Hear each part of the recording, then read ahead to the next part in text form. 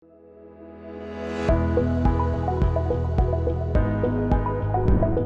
everyone. Our today's guest is Dr. Sandeep Inamdar, who is a clinical research physician with over 15 years of experience in that domain.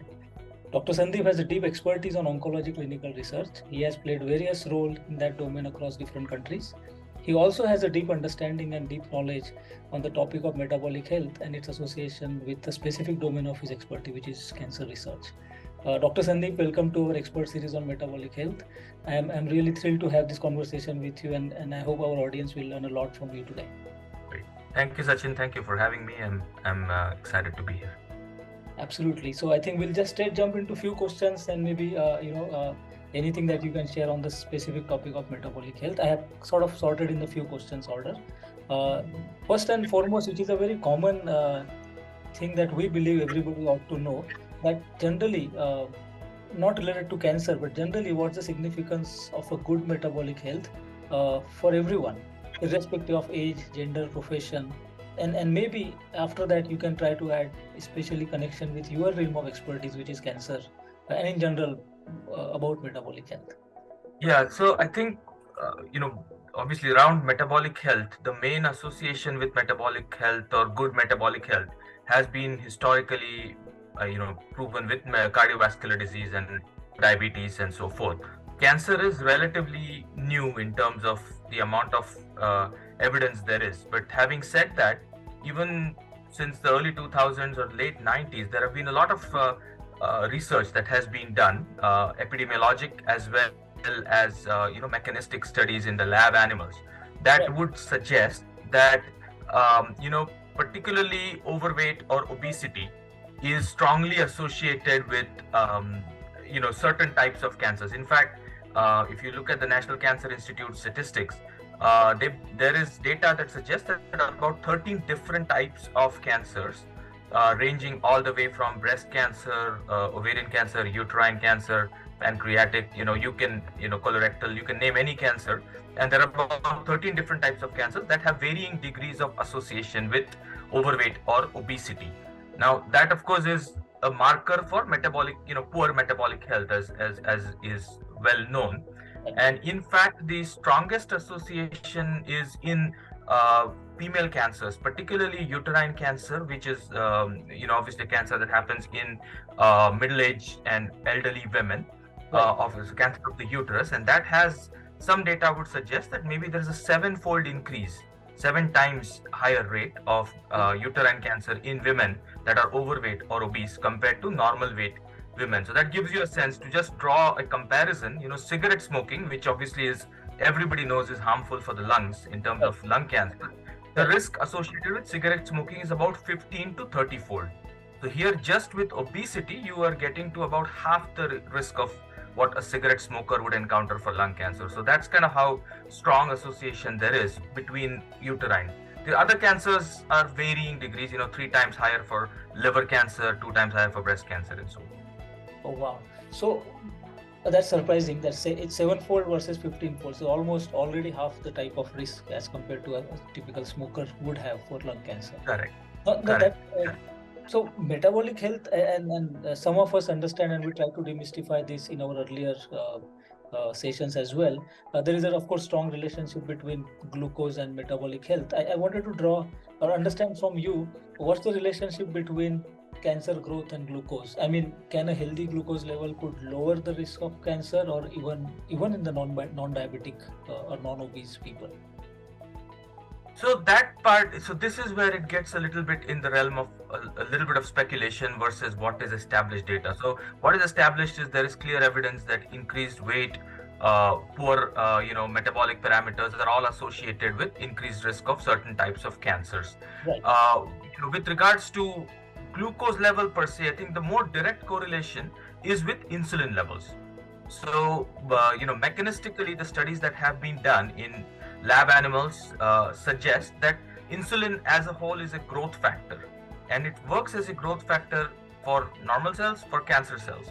And so insulin, as well as another protein called IGF-1, or insulin-like growth factor 1 as it is called, these are sort of the most strongly associated with potential increased risk of cancer. And so indirectly you could associate higher levels of glucose because they are typically associated with insulin resistance. And when you think of insulin resistance, that is in fact those patients have higher levels of insulin than a non-insulin resistant person, as you have probably made your audience aware.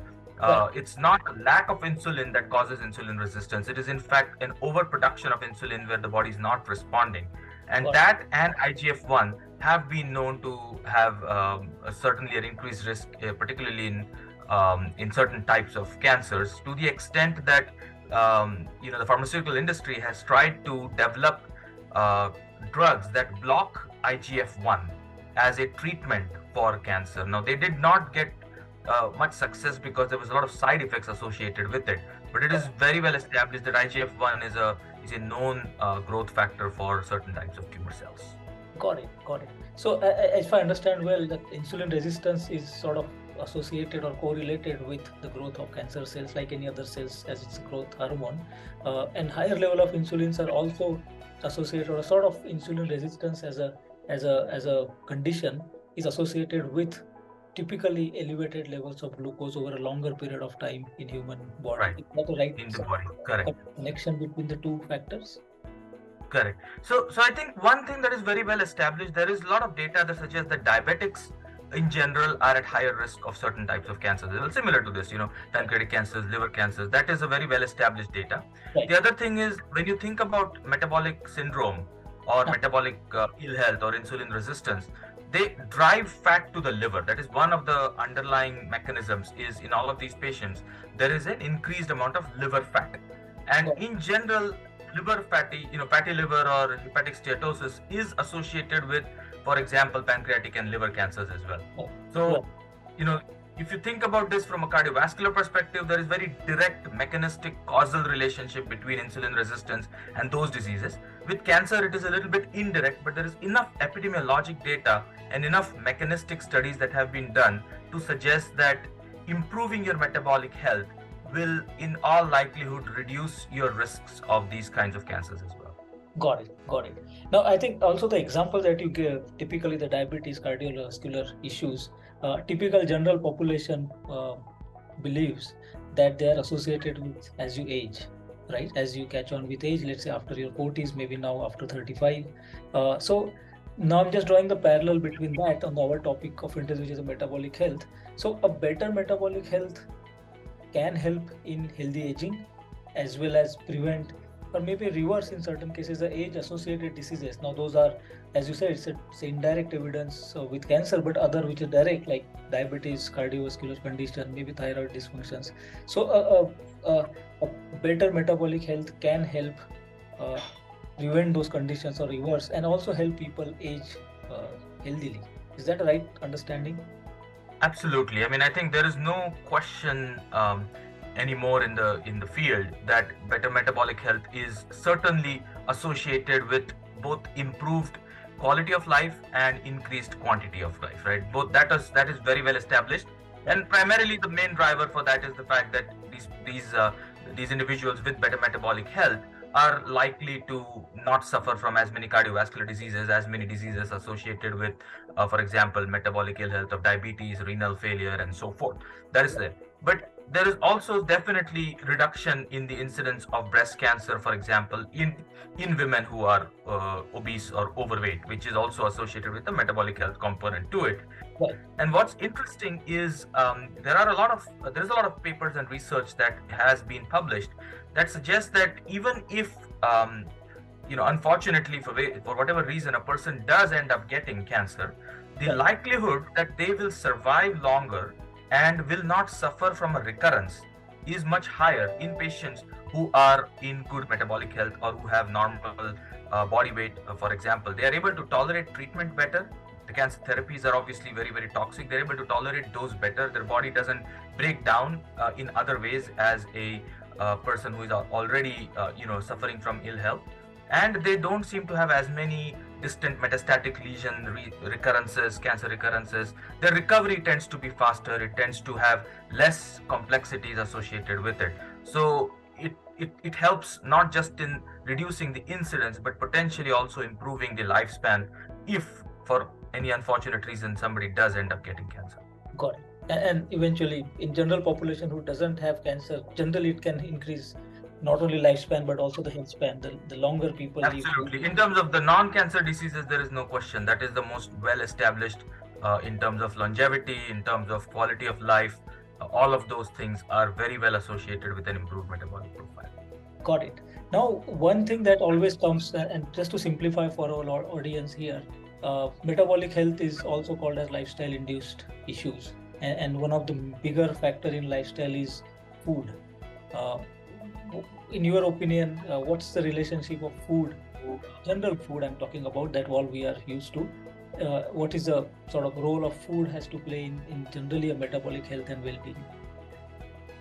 So I think it is probably, when I think of metabolic health, I think of it as maybe there's three pillars to it. One is physical activity or exercise. The second is your genetic profile in terms of, those are the genes you're born with. Ideally, if you could, you should choose your parents wisely, but that's not possible for most people. So that's the second component. And then the third component, of course, is the food.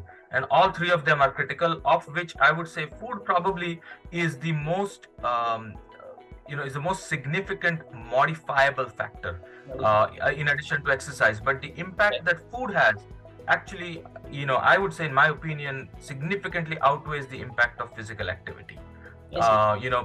Obviously, physical activity is critical, paramount. It is a modifiable risk factor. Everybody should do it. And there is much, the problem with food relative to physical activity is very clean and straightforward. You work out, you expend calories, and that usually improves the metabolic profile. With food, there's a lot of controversy, because everybody eats food, everybody has an opinion on it, right? And so there's a lot of controversy in terms of what's the best whether you do low carb, keto, paleo, now, all of those things. So food is highly important. It is just less clear as to what is the right strategy to improve metabolic health, although there is very clear indications of what is good. Got it. And this is also learned from some other guests as well, that the concepts are very few, but the methods and strategies can be very many. But concepts are, the food is a very, very important factor to manage the metabolic health overall. Absolutely. And one of my favorite topics that I usually ask all our experts is about wearables, right? There's so much happening in the wearable, and especially in the preventive care. COVID has taught us that a lot of things can be done at home. People are more interested in knowing about their bodies. We have been using wearables for tracking sleep, steps, all of that. One interesting wearable that we think is very important that probably everybody should use is a continuous glucose monitoring. I know you yourself use that to track and manage your health. Just your views for our audience. What's the importance of learning what happens when type of scenarios using CGM for a general human being, general audience? Sure. So I think it is very non-controversial that a CGM is a boon for patients with diabetes who are trying to manage their, whether it is a type 1 diabetic patient or a type 2 diabetic patient, rather than having to prick every 2 hours, 4 hours. CGM is a boon for them. So I don't think there is anything controversial about that. Patients with diabetes, it's no problem.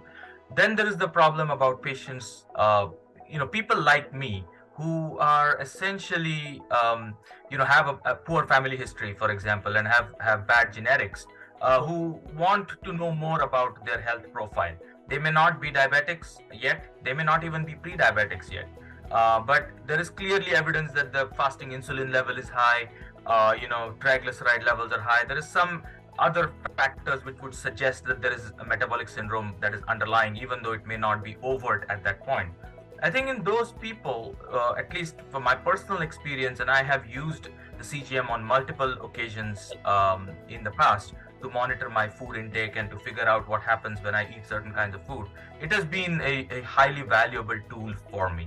The general principles, I think everybody agrees, if you eat lower refined carbohydrates, if you eat less sugar, you're going to have less sugar spikes. But it's something different to actually see that, right? It's actually to be able to immediately scan it with a phone and then immediately see, okay, you had an ice cream and here it goes, your glucose is going haywire. Right. and I've had like 4 boiled eggs and chicken, and it still is staying flat. Right. The blood. So I think it gives people a reasonable idea. Eventually, you have to cut down on the amount of calories that everybody's consuming. I don't think there is any other way to improve your health, but it is a lot easier if you don't consume calorie dense foods that are causing a simultaneous spike in your insulin, because increase in insulin secretion, it leads to weight gain. There is Right. no, that is also very well established. So in effect, knowing what foods to avoid, not what foods to minimize or reduce, um, and getting that real-time feedback with a CGM is very different than having a nutritionist just tell you, look, avoid this and avoid that because this Right. will increase your weight and that will increase your weight. For me, it was like magic. When I used it, at least for that period and for a period after that, I had a very real understanding of what I need to avoid. Now, of course, there's a lot of discipline that it takes. Once you stop the CGM, you still need to adhere to those guidelines. Right. It's no use just wearing it for 2 weeks. But that education that happens, I think, is kind of mind changing. Absolutely. So it's a great discovery tool, if I can say that, so that you discover what you should do. But doing is ultimately boils down to the discipline and maybe availability of such type of food. Correct. For individuals. And people do learn certain unique things. For example, some people are just uniquely susceptible to certain things. Right. Correct. There are certain food elements which normally in our Indian context or in any context would be considered very healthy. Right. And when I had them, I realized that I was spiking my glucose like nobody's business. And things that you would not consider, super healthy because maybe they have a large amount of fat or whatever, and those don't really spike your glucose as much. So there are certain things that each individual will discover for themselves which may not be evident. Which ultimately helps them to modify suitable to their Correct. individual needs. Correct. Right. So one more last question, Dr. Sandeep. As a professional in clinical research for cancer and also general expertise on metabolic health, what are the top few things, maybe top 2 or 3 things that you would suggest people to take care in a day-to-day life from a metabolic health perspective, and so in turn reduce the indirect risk to cancer? Yeah, I think for cancer risk reduction, I think the big ones are, of course, avoid smoking, reduce the consumption of alcohol. I think there is no, those are the 2 big ones. I would be remiss if I don't mention that. That's really fundamentally, if you're smoking and drinking a lot of alcohol, I think everything else becomes secondary, right? So those are 2 things. But then after that, I think that the big part in metabolic health is managing your weight, reduction of the weight in terms of whether you're overweight, dropping that, and if you're obese, of course, coming down to a lower weight range. And the way you would do that, if you control the weight, if you manage the weight, it has an indirect effect on your metabolic health overall. So essentially, managing the metabolic health through weight control is probably the most critical aspect in terms of reducing the risk of future cancer incidents. Got it. Awesome. I think we covered all the topics that we wanted to talk to you, Dr. Sandeep, about metabolic health and especially its association with your areas of expertise in a clinical research for cancer. Thank you very much for taking time and addressing our audience. This is really useful. I hope our audience will find it really useful as I did. Thank you very much, Sandeep. Great. Thank you, Sachin. Thank you so much. Thank you. Bye. Thank you. Bye.